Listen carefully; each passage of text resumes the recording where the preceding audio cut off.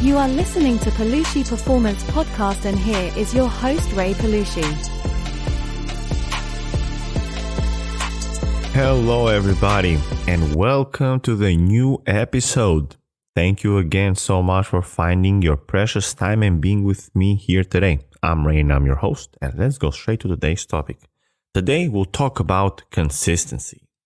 How important is being consistent to achieving our goals?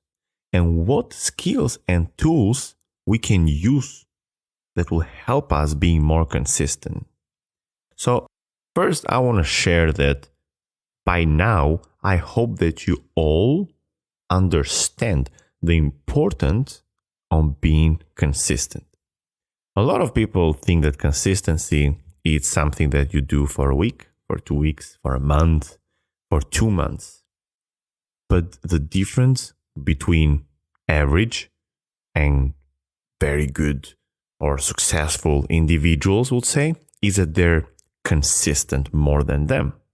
I mean, in the end of the day, that's what will make the difference, is who is going to spend more time.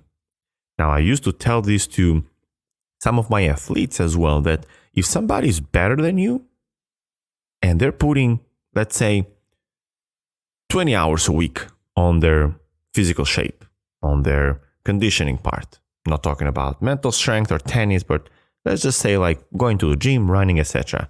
If they're putting 20 hours and they are better than you already, means that you have to put at least 25 hours. So that 5 hours every week in the end of, let's say, 6 months or a year, with a compounding effect, which obviously will be affected by the consistency, will make you achieve something that the other person is not achieving, will make you become better than them. So consistency will make a huge difference in the end on everything, for athletes, for businesses, for individuals, even competing within yourself. I mean, don't you want to be better every day? What is even the point of this podcast, right? It's a performance podcast. How can we be better than yesterday? How can we beat our 6 months, our 1 year version, or our last year version? And how can we constantly become better? And in my opinion, one of the main components is consistency. Okay? So I hope that by now we understand that consistency is very, very important. But continuing the thought that I had, that I was explaining, like the difference between average people and successful people, is that they're more consistent. Now, the difference between, good and great and relentless, good and great and excellence, the difference between those successful people and the most successful people, like David Goggins in the Navy SEALs, in his book, he talks about that he was the uncommon amongst the uncommon people. So how can we achieve that point? Is that those guys are way more consistent than the other people that are being consistent, if that makes sense to you. So what I'm trying to explain here is that doesn't matter how difficult it is, doesn't matter if you're broke physically, mentally, spiritually, are those guys that will push that extra mile, that extra edge that will make the difference in the end. And those difference, trust me, it's not huge. I'm not talking about like, if those guys, let's say the race is, let's say they need to run 2 hours and they all run 2 hours and the first guy stopped the 2 hours mark. Okay, he's devastated. Now this guy is going to make like 2 hours and 10 minutes. Okay, now he's the uncommon person. And then he stops because he has more than the other guy. Now the third person, the uncommon amongst the uncommon, he put another 10 minutes. So just by putting an extra, let's say 20 minutes, you're going to improve your mental strength so much, because you are better than the guy that was better than the other guy. So sometimes it's not the difference in the end is not crazy much. It's just pushing just a bit more. When you're doing the set in the gym, when your muscles are shaking and you try to go for another let's say the guy goes, or your partner, your friend, or whatever, your enemy or your person that you're competing with goes 10 reps, right?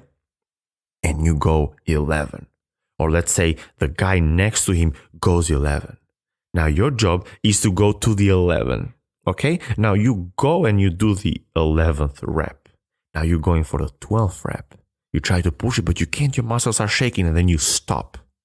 Have you failed? No, because you take 5 seconds break, 10 seconds break, and then you do one more. And that one more is the difference that will make the difference. So we have to spend time every single day on consistency. We'll have to spend time in reading, in writing, in working out, at our job. In everything that we do, we have to do daily. Again, you will have days that you are broke physically, mentally, spiritually, and you don't want to do it.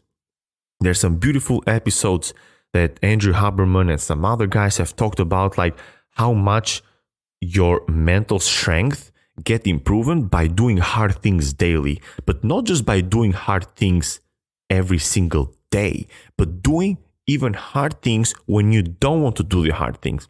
For example, I do cold shower every single day because I know it is hard, and I know that it trains my mind and my body to do daily hard things. But I've went into the moment that I still do it no matter what, and it's not as difficult as it is in the beginning. So technically, I'm not getting so much profit on my mental resilience because I'm getting used to it, even though it's difficult, okay? But there are some days that I really don't want to go there. Like, I am cold, I am freezing, I wake up and I'm shaking, I need to go outside and it's very, very cold. On those days that I go to that shower, I'm having twice more benefits in everything. So that's what I'm talking about. I'm talking about consistency in every single thing, in little things every single day, especially on the days that you don't want to do it. Now, let me give you some tools, because I told you guys that I'll give you some tools and some skills on how to become more consistent in everything you do, okay? Those, with cold showers and running and working out and reading, all these things are little things, but what about like major things? What about if you want to, like write a book and you don't want to write that day, okay? Another guy, Chris, I forgot his last name, no, it wasn't Chris. It was a guy that talks about the Stoic movement. He's also a writer. How I forgot. Ryan Holiday. Yes, Ryan Holiday. He talks about, like, he has had so much improvement and so much benefits, or he has done so great on writing books because he have told himself a couple crappy page a day. So no matter what, he said that he writes like 2 very bad pages a day. So I can connect it that even on the days that he said that he doesn't want to do it, he still writes 2 very bad pages. And even though he's not going to use those pages, he still writes it because those pages will help him to be more consistent, to daily do the task, and will help him in the end complete the book that he wants to write. So how about I give you guys one tip here. Let's say that you really don't want to write this book, okay? Or let's say today you don't want to write it. You feel exhausted, you're tired. One day it's okay. So I want you guys to remember the importance of, even on the days that you don't want to do it, is the days that you're going to get more profits from it. And even if the quality of the work is terrible, you're never going to use it, which is okay. It is so important that you still do it. So we're going to call this, which I learned from someone else, the 10-minute rule. So let's say on your worst day, okay, you're only going to write 10 minutes. You put a timer. And after those 10 minutes, that you leave and don't do it. And on this worst day that you have, if you only spend 10 minutes on writing something that is like terrible, you're not going to use it, it is so important that you do it. And it's just an amazing thing that you're doing other than not doing anything at all. Now, you're going to have another day that maybe you're not feeling that bad, but you still feel better, you don't want to do it. Now, what you do the 10 minutes rule. That's beautiful. Now, 1 hour later, spend another 10 minutes. Another hour later, you spend 10 minutes. So if we use the 10-minute rule, will help us be consistent and spend time on the project. There are so many times that I told myself, okay, I'm just going to be there for 10 minutes.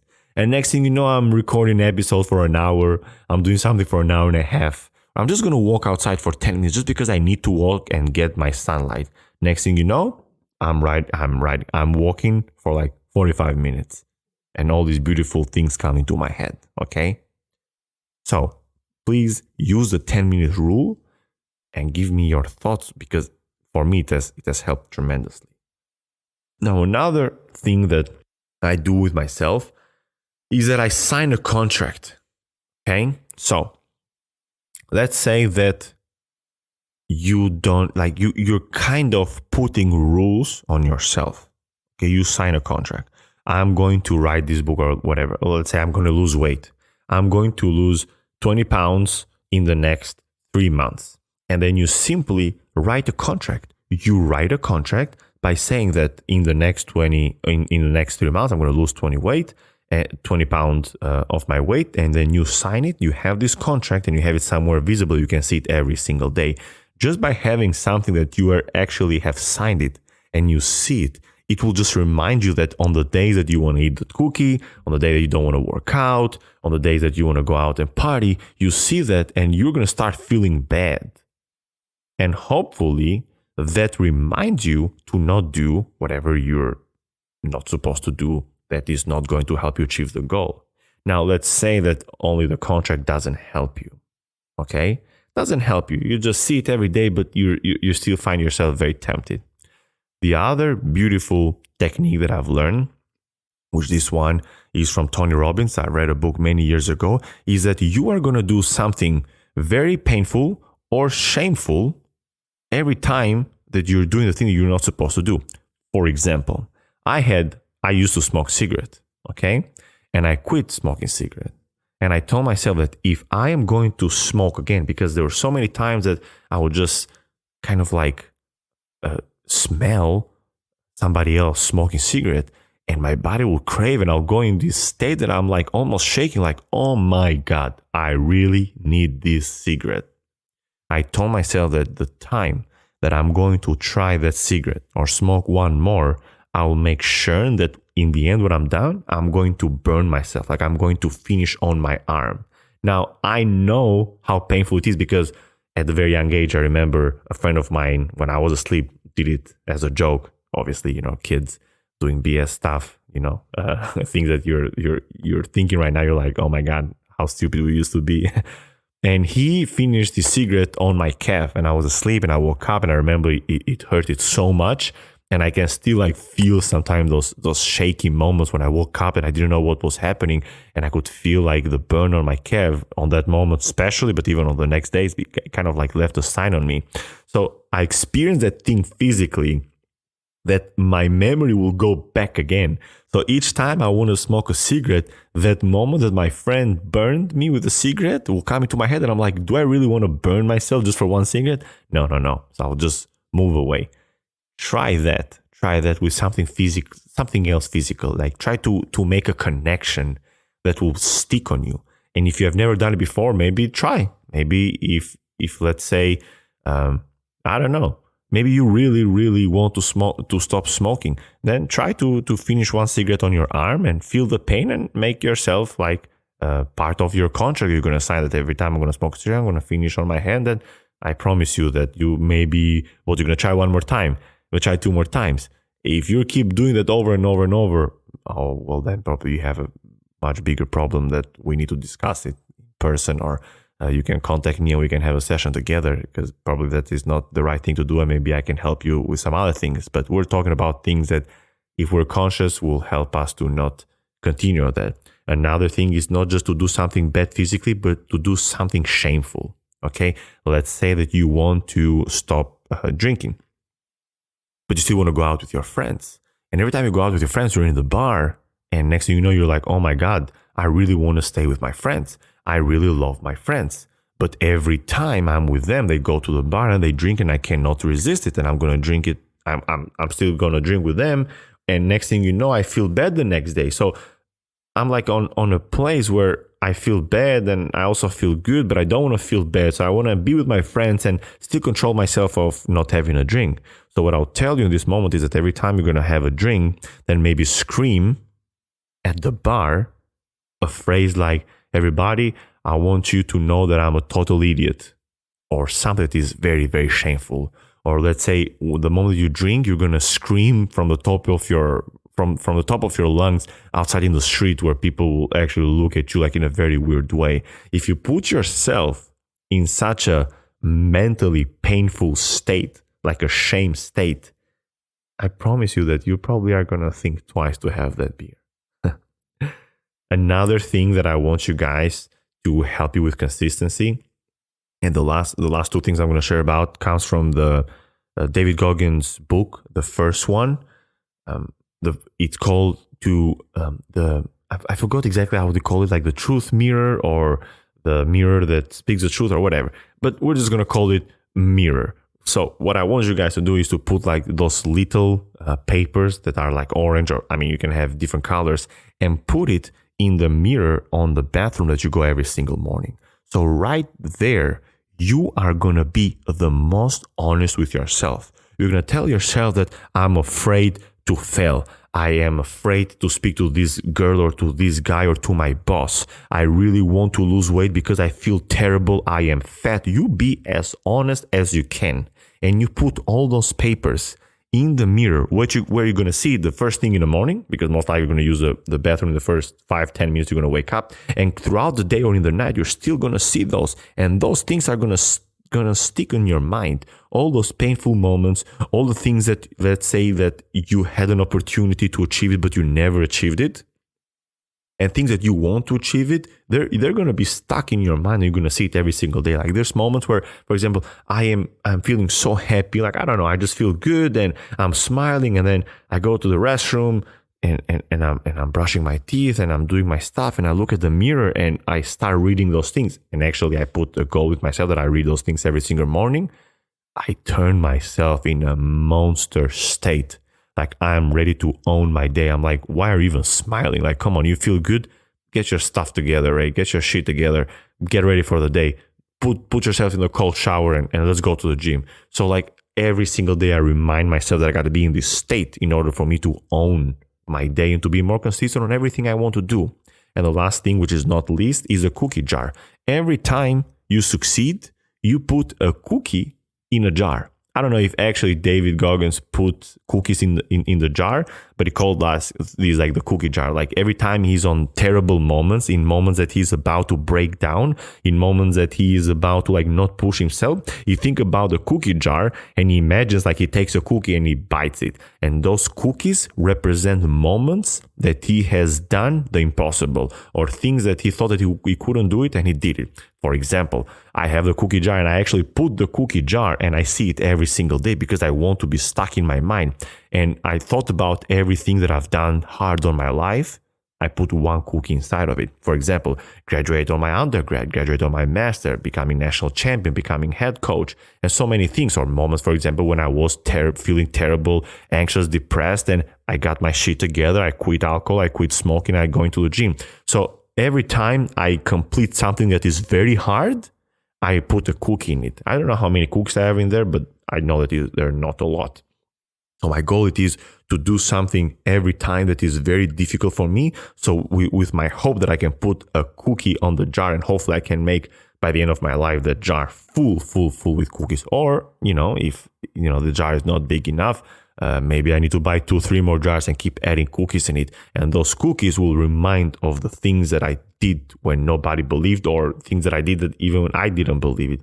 And when I'm facing the next difficult thing, I'm going to think about that. And probably, if I'm not at home, I'm going to, obviously, even if I'm at home, I'm not going to eat the cookie. But especially if I'm not at home, I'm going to think about like I'm taking a bite of this cookie and reminding myself that there were so many moments of my life that I couldn't do this thing and I still did it. So all these things that I shared you guys, I do it daily. And obviously, if you have another thing, please let me know, because as much as I'm trying to help you, I really want to help also myself. I want to see what works with you, or if you have another way that works better. But trust me, we're daily daily fighting our demons. We're daily trying to be the best version of ourselves. We're daily want to do things differently, and it's a hard life. It's a hard life. We're not gonna feel it every single day. We're gonna feel whatever, tired, mentally broke, etc., etc. But we still have to do it, because a day that is past, it's a day that we cannot take it back. Again, I've mentioned before, I'm going to mention again, I know how important it is to live every single day, because on my life, I lost a very important person. So I know that how much I would have done, or how important it would have been to spend with that person one more minute or one more day. And same with yourself, how important it is to spend that time for yourself, because it will be in the moment that you're almost on your deathbed and you're old. And what's going to tell to your grandkids or to yourself? I wish, or if I could, all these excuses. No. We want to be on those moments where you look back and you're like, you know what? I gave it all. And even if you haven't achieved everything you ever wanted, that's fine, because you gave it all. And I hope that all these tools will help you to give it all, to become more consistent and achieve all your goals. Thank you so much for being here and listening. And I appreciate all your likes, comments, and shares, and especially the comments, because I really want to know if those things are helping you guys. And until the next episode, you guys stay blessed.